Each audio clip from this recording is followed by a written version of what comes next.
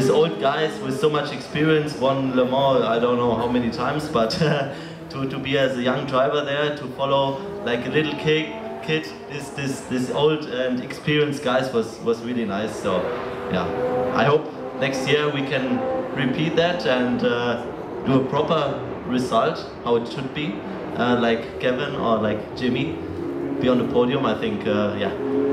When I said like, I joined Porsche as a junior, I said, okay, one goal is to race in Le Mans, and I was in the starting grid with all the drivers lined up, and I thought, okay, I remember now I'm standing here. Yeah, so I had goose pull like hell, some tears in my eyes. So I said, okay, this is one big dream I reached in my life, and I was really thankful for that.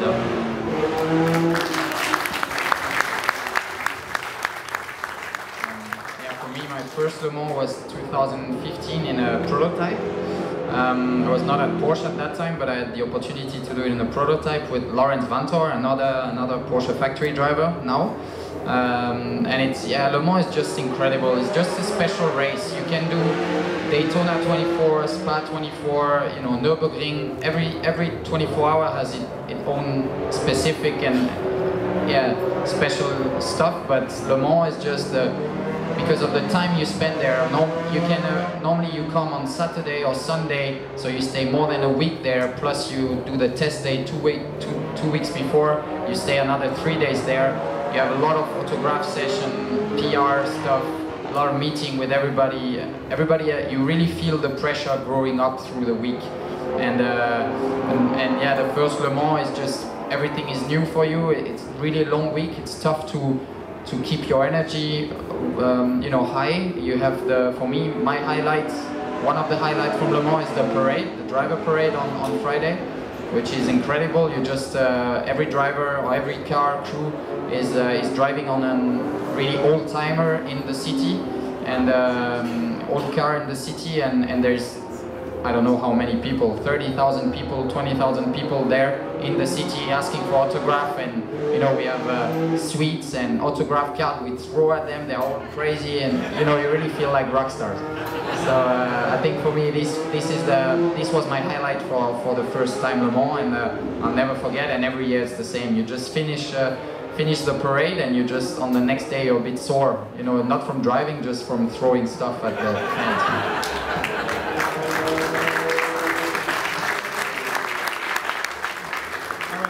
We have about 10 minutes left, so I'd like to open it up to any questions. So I'm gonna sneak out and get some questions. Now my question has to do with the new competition from the Fords and Corvettes. They seem to be pretty competitive this year. What do you think about those cars? I did drive in America, maybe Jimmy.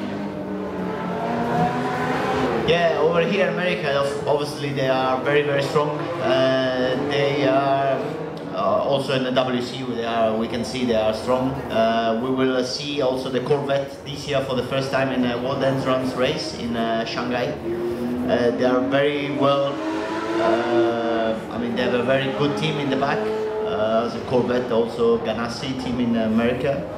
So, and also America, they are a unique race, very different from Europe. You have a lot of yellows, and every time it's race start again. And if you have some small issue in the pit during the pit stop, the race is over because maybe it's only 20 minutes left in the race. And if you are between P1 to P6 with a hard competition, so difficult to pass again the guys. So I think this is sometimes terms of luck that looking the races from outside. This year on the Porsche side, it wasn't the Porsche side the luck in some races, but it's part of the game. Let's hope for the next race, the last race of the season, they will have a better luck and better results.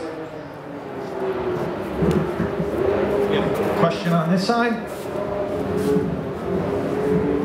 This question is for Mr. Bruni. You came from Ferrari, running GT on longer cars. What's the biggest difference you've seen since joining Porsche on the difference of two manufacturers on car setup and family and that sort of thing?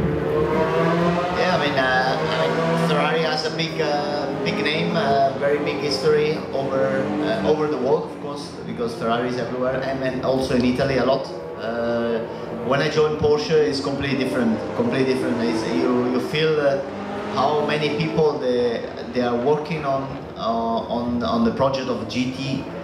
You can see how many area there are for GT, and before I wasn't like this.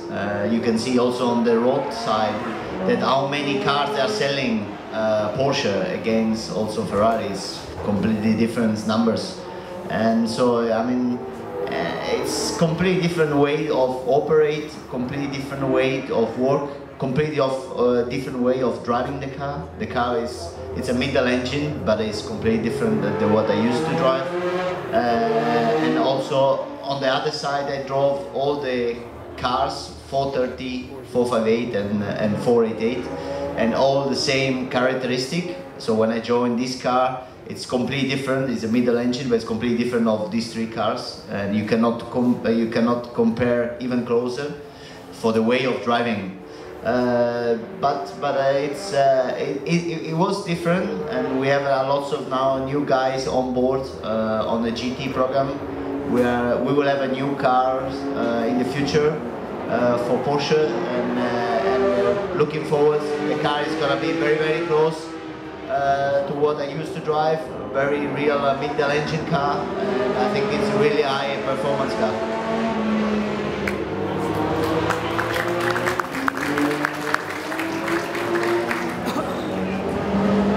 Hello, gentlemen.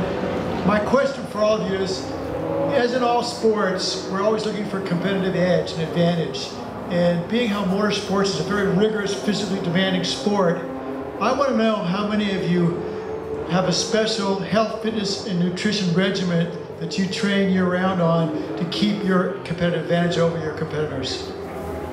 We have to answer that. Yeah, I think this is also for the life. It's not also for racing. You know, it's a life attitude. We do first for our health, and when we are in good health, we are in a good capacity of performance well. So if we are in a good shape, I think driving the car will become easier, because for us driving it's what is part of our skin. I mean, our experience of our job, and always been since when I was 6. I'll tell you the truth. Huh? So, but obviously being in a good health and good shape and good. I have to say, in good way of training or attitude, it's everything you see in a different way, easier. And but this is also, like I said to you before, it's part of life. It should be like this for the life. You have to be in a good shape for be part of this life.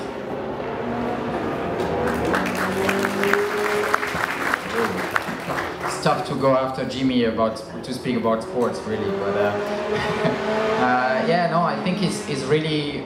I don't know how many of you guys went on track with your cars, but it's completely different than driving, 60 miles an hour on the highway. You have to work hard there. It's hot. In the RSR now there's AC, so it's not too hot. The cooling system is pretty well. But the driving, the steering assistance is not as high as on a normal road car, because otherwise you would feel less. Also the braking, you have no assistance on the brake pedal, so you have to press really hard. And so you have to be in shape. Also the core stability, because of the G-force, you have to hold yourself quite a lot, the neck. So you have to be fit.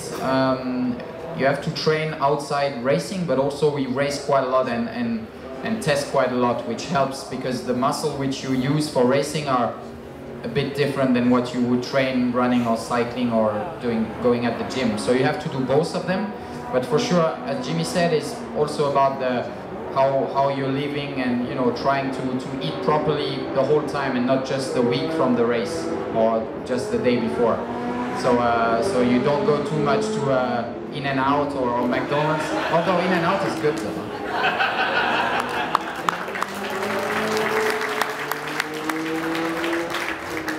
I mean, as a race car driver, you have to be prepared for everything. You have some races, it's like really relaxed, or not physically hard, like Daytona. It's like cool temperature, driving most of the time straight. But then you also have like races like we've been, Kevin and I, like 1 month ago at the 10 hours of Suzuka. Suzuka was extremely hot. We had like outside temperature like 35 degrees, almost 40 degrees, and inside the car is like almost 60. So 10 hours with 3 drivers. So you can imagine you have to do like 3 or 4 stints. You're driving 1 hour. Sometimes you have no cooling system. So it's like you have like a phone, like a hair dryer inside your on your face. So it's, and as bad as you're trained, your most you can recover as quickly. So you do like a stint. You are finished after the stint. You have to eat and then relax. And if you're not well trained, you cannot do a double or a third stint. So it's really important, yeah. Any other questions?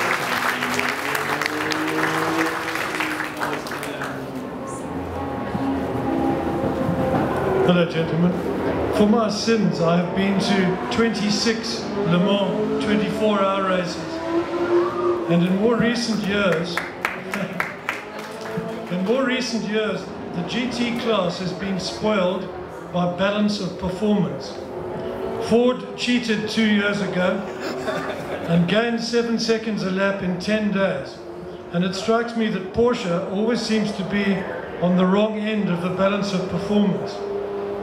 Porsche seems to get penalized for its endurance ability and not speed. Do you chaps have any comment on that? That's always a hot topic though. Congrats on being so many times in Le Mans at first. Yeah, BOP is something which is not in driver's hand. You know, there are people at Porsche just managing BOP with the FIA, ACO, IMSA. We're just driving as fast as we can with the car which we have. For sure, it's never perfect. Sometimes you have a year. 2 years ago was definitely not our year. There was Ford and Ferrari on another world.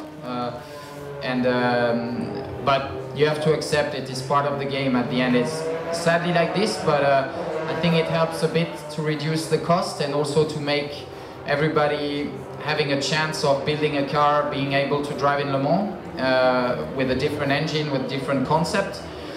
It's never perfect, but I have to say the last years, when you look at Le Mans this year and the year before, it was quite close though. They made a better job of understanding the cars, but it's always the risk having a new car coming up. When you have a new car coming up, they don't have a lot of data. Some guys cheat the system and then they come to Le Mans, they open the boost and the turbo and then they just blow everything up, which is sad, but I think it's less and less like this. There's more and more data, more and more people, is more and more professional from the race series, and I think we're gonna see this less and less, which we've seen this year in Le Mans. In the race it was quite close. If nobody would have reliability issue or strategy mistake, I think the race would have been a lot closer. And last year I think was very close between everybody. But that's part of GT racing, and it's gonna stay like this I think for a long time. We just have to build good cars, focus on ourselves, do the best as we can, and keep the political side to the people which are doing this full time.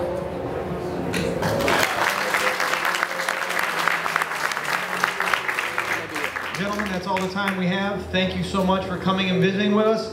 Big round of applause for Jimmy Bruni, Kevin Estre, and Sven Müller.